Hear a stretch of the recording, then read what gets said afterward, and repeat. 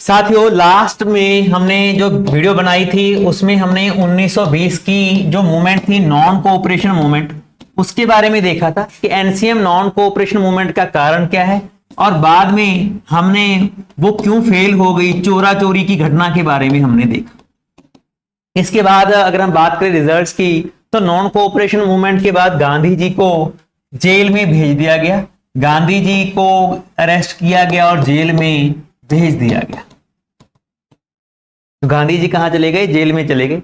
लेकिन वो जाते जाते कह के गए कि भाई मैं जा रहा हूं जेल में, आपको क्या करना है कि जो ये मूवमेंट चल रही है आपको इसको कंटिन्यू करना है। कांग्रेस पार्टी कह के कि मैं आऊंगा वापस, आके फिर मूवमेंट करेंगे, लेकिन तब तक आपने क्या करना है, लोगों को एक साथ रखना है ताकि हम क्या कर सकें, हम जब मैं दोबारा आऊं तो मूवमेंट को रख। तो हम देखते हैं कि जो कांग्रेस पार्टी थी उन्होंने गांधी जी की बात मानी कि भाई हम बॉयकॉट को कंटिन्यू करेंगे, कोई भी पार्टिसिपेट नहीं करेंगे किसी भी जगह के ऊपर। लेकिन कुछ थे वो बोले कि नहीं, हम जो इलेक्शंस आ रही हैं आगे उसमें पार्टिसिपेट करेंगे। तो एक पार्टी, नई पार्टी निकल के आई स्वराजिस्ट, दो ग्रुप बन गया कांग्रेस का, एक को बोला गया स्वराजिस्ट, एक को बोला गया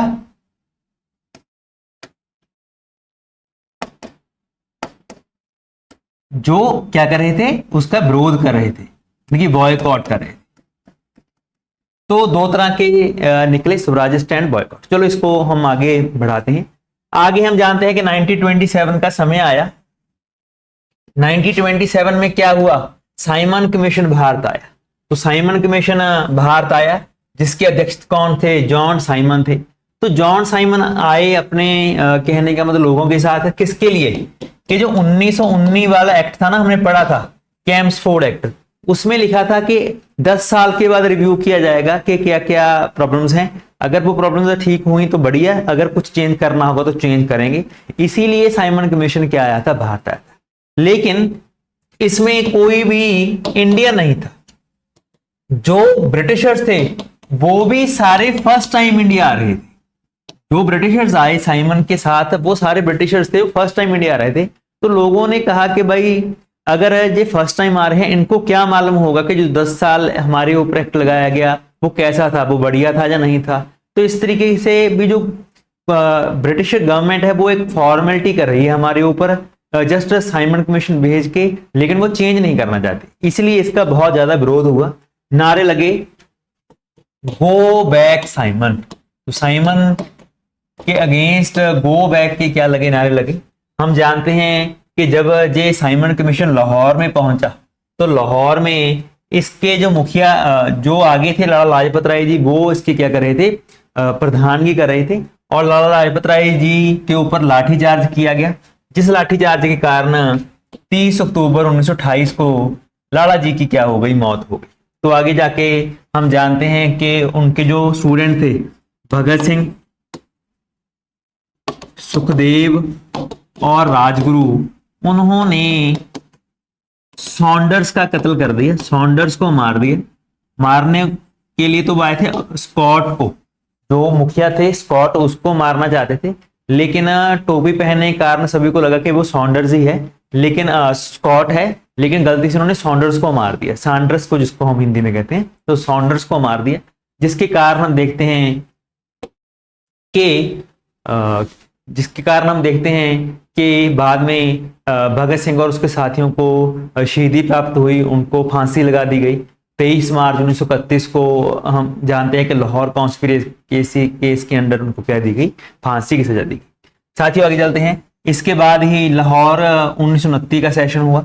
इसमें जो प्रेसिडेंटशिप थी वो जवाहरलाल नेहरू जी के पास थी। तो ये एक इंपॉर्टेंट पॉइंट है कि 1929 दिसंबर 1929 में जवाहरलाल नेहरू जी क्या बनते हैं, प्रधान बनते हैं। अभी वो नारा देंगे पूर्ण स्वराज का, बहुत इंपॉर्टेंट बात है, अभी वो नारा देंगे पूर्ण स्वराज का। इसका मतलब क्या पूर्ण स्वराज का, कि साथियों हम जानते हैं कि 1905 में हमने स्वराज की मांग की थी, आपको याद होगा मैंने पढ़ाया था। 1905 में स्वराज मांगा था, लेकिन कौन सा स्वराज, जिसमें ऊपर वाली पोस्ट किसके पास होंगी, ब्रिटिशर्स के पास होंगी। तो हमने बोला कि डोमिनियन स्टेटस दे दो, ऊपर वाली पोस्ट रख लो। लेकिन अभी हमने नारा दिया 29 में पूर्ण स्वराज, कंप्लीट इंडिपेंडेंस। देखो 1905 से 29 लगभग 24 साल के बाद हमने जाके अपनी जो मांग थी उसको चेंज किया। अब हमने बोला कि हमारी मांग कोई कंप्लीटेड डोमिनियन स्टेटस नहीं है, हमारी मांग पूर्ण स्वराज है, हमें पूर्ण आजादी चाहिए। तो इसके लिए 31 दिसंबर 1929 को एक ट्राई कलर फ्लैग भी हमारा क्या किया गया, चलाया गया। ये हमारा पुराना फ्लैग था जिसमें 3 रंग हैं और बीच में क्या है, हमने देखा चरखा है। तो ये हमारा इंडिया का क्या था, ट्राई फ्लैग था। और आगे जाके 26 जनवरी 1930 का दिन फिक्स किया गया कि इसको हम एज अ इंडिपेंडेंस डे के तौर पे क्या किया करेंगे, सेलिब्रेट किया करेंगे। तो 26 जनवरी 1930 से लेके हर दिन 31, 32, 33, 34, 35 हमने सभी दिनों को एज अ इंडिपेंडेंस डे के तौर पे ऊपर मनाया। आगे चले साथियों, अभी नेहरू जी ने कहा ना कि भाई हम कंप्लीट इंडिपेंडेंस की मांग रखते हैं, तो इंडिपेंडेंस की मांग को पूरा करने के लिए कुछ करना पड़ेगा। पूरा कुछ करने के लिए गांधी जी आगे आए। गांधी जी ने पहले 1929 में से 1 साल दिया, भाई 1 साल देते हैं, आपके सामने मांग रख दी कंप्लीट इंडिपेंडेंस की, हमारी मांग को क्या कर दो, पूरा कर दो। अगर हमारी मांग पूरी नहीं करोगे तो हम क्या करेंगे, सत्याग्रह चलाएंगे। मैंने आपको बताया था कि नॉन कोऑपरेशन मूवमेंट में हमने क्या किया था, सिर्फ बॉयकॉट किया था कि अंग्रेजी वस्तुओं का, अंग्रेजी कॉलेजेस का, अंग्रेजी स्टूडेंट्स का बॉयकॉट करेंगे। लेकिन इसमें कहा गया कि अभी हम उसी नॉन कोऑपरेशन का सेकंड पार्ट स्टार्ट करेंगे, जिसमें हम अंग्रेजों के बनाए हुए कानून को भी क्या करेंगे, तोड़ेंगे। अंग्रेजों के बनाए हुए कानूनों को क्या करेंगे, तोड़ेंगे। इसीलिए इसका क्या बनाया, सेकंड पार्ट आया। तो सेकंड पार्ट में डांडी मार्च उसको कहा गया, ऑल्सो कॉल्ड साल्ट सत्याग्रह, जिसमें 78 फॉलोअर्स थे। Gandhi ji started this march from Sabarmati Ashram on 12 March 1930 for the small village Dandi to break the salt. तो हमें मालूम है कि गांधी जी उस मूवमेंट को आगे बढ़ाने के लिए, नॉन कोऑपरेशन नहीं, सिविल डिसोबीडियंस मूवमेंट, जिसमें उसने कहा कि हम जो अंग्रेजों के बने हुए कानून हैं उसको अभी बायकॉट करेंगे। उस तो मालूम चला कि भाई कौन कौन से कानून है, लाओ मालूम करो। तो मालूम चला कि एक एक्ट है साल्ट टैक्स, साल्ट एक्ट।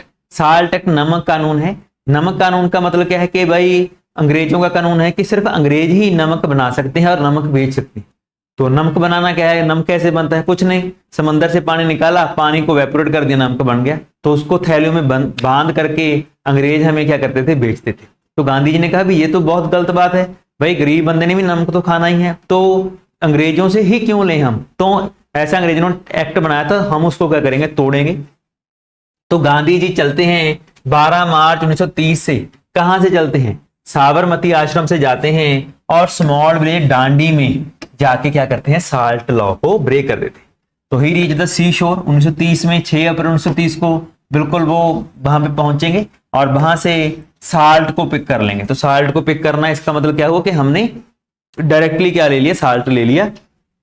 तो इससे सिविल डिसोबीडियंस जो मूवमेंट है वो क्या हो जाती है, स्टार्ट हो जाती।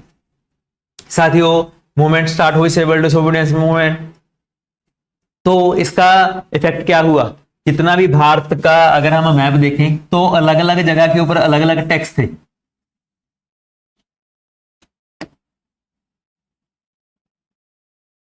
तो आपको मालूम है कि जो साउदर्न इंडिया है ये सारा कवर है किसके साथ, समंदर के साथ।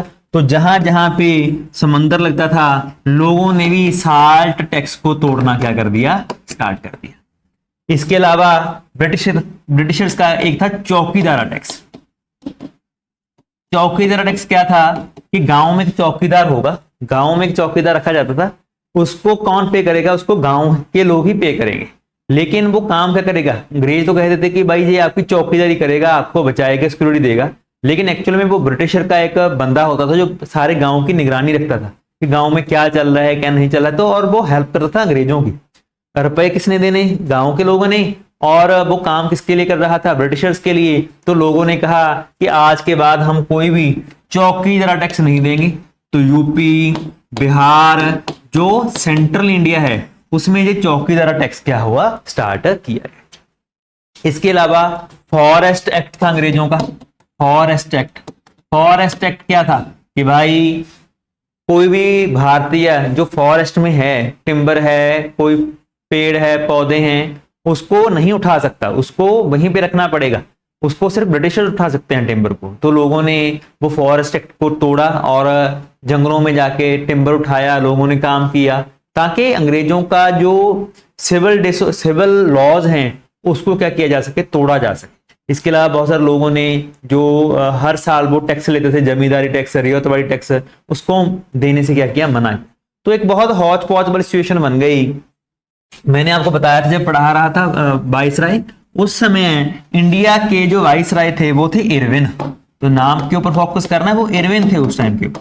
तो जो इरविन थे ना, उन्होंने कहा भी वो कंफ्यूज है, वो क्या करे, क्योंकि लोग किसी को मार भी नहीं रहे, सिर्फ ऐसे लॉज तोड़ रहे हैं जो देखने में भी बहुत ज्यादा असभ्य, अनसिविलाइज लग रहे हैं। तो अभी ब्रिटिशर्स क्या करें, तो गांधी जी को वो बुलाएंगे, गांधी जी को बुलाएंगे कहाँ पे, अपने दिल्ली में, और गांधी जी को कहेंगे कि भाई देखो, आपको आजादी चाहिए, आपकी जो मांगे हैं, आपके लिए ही राउंड टेबल कॉन्फ्रेंस चली रही है। उस टाइम के ऊपर लंदन में एक राउंड टेबल कॉन्फ्रेंस चल रही थी, जहां पे जो साइमन कमीशन की बातें थी, जहां लॉज में क्या चेंजेस करना है, उसके बारे में बात चल रही थी, कहां पे, लंदन में। तो इरविन ने कहा कि भाई आप भी अगर आपकी कोई मांगे हैं तो आप वहां पे जाके पूरी करो मांगे, वहां पे जाके अपनी मांगे पूरी करवाओ, आपको यहाँ पे मैं कुछ नहीं कर सकता। अगर ऊपर रानी कह देगी कि भाई आजादी दे दो, मेरा क्या जाता है, मैं आजादी दे दूंगा, तो आप वहां पे जाओ, ना कि जहां पे कुछ करो।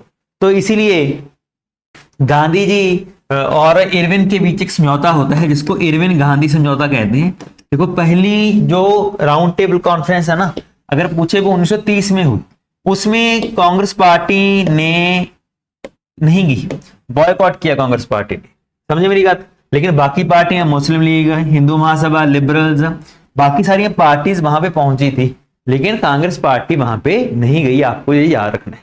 लेकिन जो सेकंड राउंड टेबल कॉन्फ्रेंस हुई, इसमें गांधी जी क्या करते हैं, मैंने आपको बताया कि पहले गांधी इरविन पैक्ट होता है 1931 में।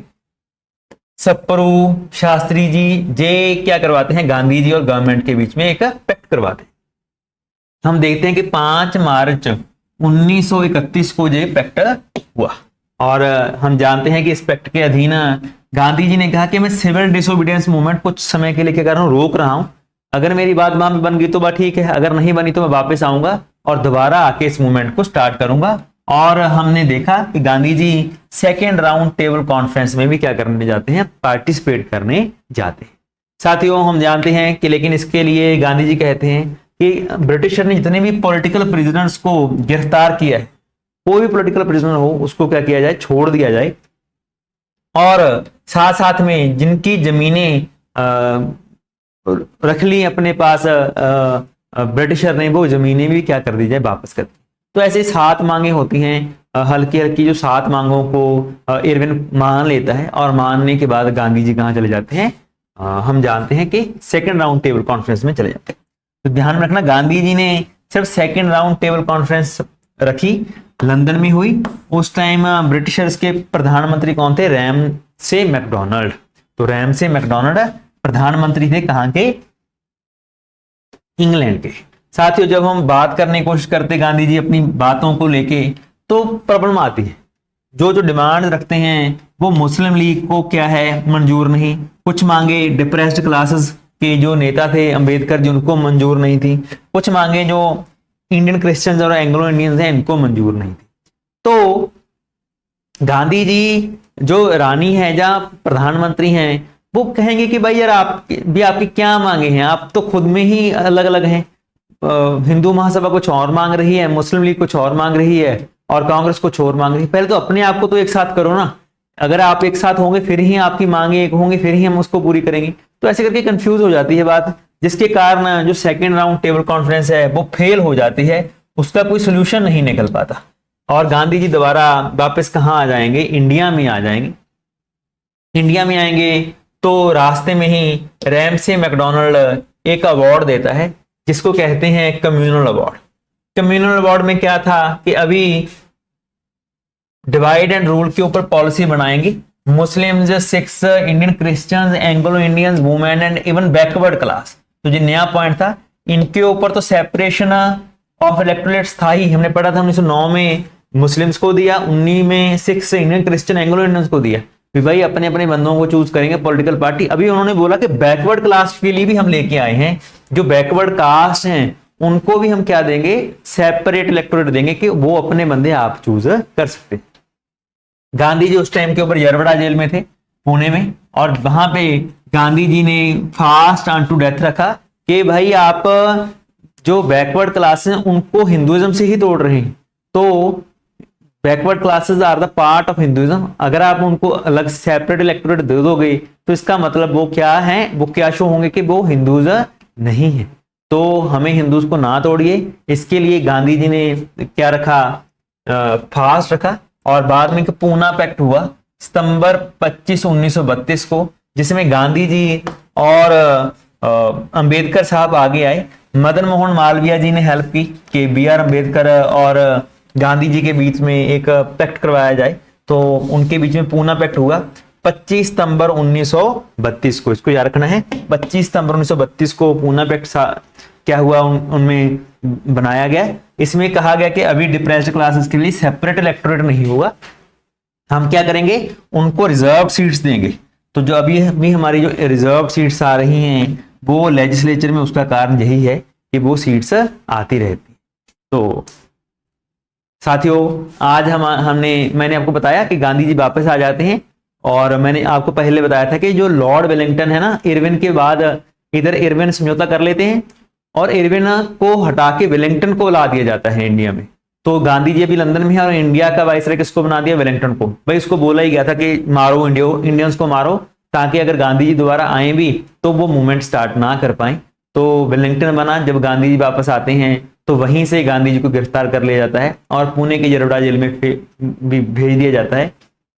साथ साथ में जो भी लोग सिविल डिसोबीडियंस मूवमेंट, तो गांधी जी कह गए थे ना कि अगर बात बन गई तो ठीक है, अगर नहीं बनी तो मैं दोबारा के स्टार्ट करूंगा। तो टेम्पो नहीं बनने दिया जा रहा, गांधी जी को उनके फॉलोअर्स को रोका जा रहा है। तो जो मूवमेंट उन्होंने स्टार्ट की थी 1930 में, धीरे धीरे वो अपने आप खत्म होने लग जाती है। 32 तक जाके वो मूवमेंट पूरी तरह बंद हो जाएगी। तो हम देखते हैं कि ऐसे जो सिविल डिसोबीडियंस मूवमेंट चलाई गई थी फॉर फुल इंडिपेंडेंस के लिए, वो मूवमेंट भी क्या हो जाएगी, रह जाएगी। इसके बाद आगे हम और जो बातें होंगी उसके ऊपर फोकस करेंगे, कैसे गांधी जी ने आजादी दिलाई। तो इसके लिए बहुत बहुत धन्यवाद।